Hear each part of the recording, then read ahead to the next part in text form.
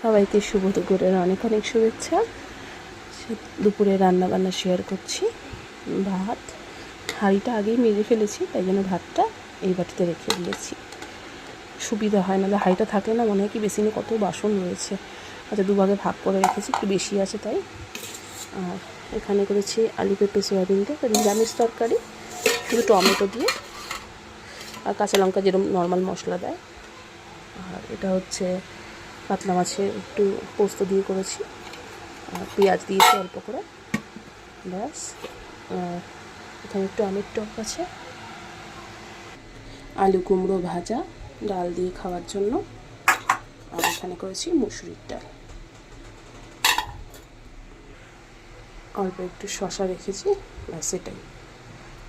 হাঁড়িটা ধুয়ে আবার ভাত রেডি করতে হলো, কারণ হাজব্যান্ড বলেছিল দুপুরে এসে আর খাবে না, কিন্তু ওর প্রচণ্ড খিদে পেয়ে গেছে।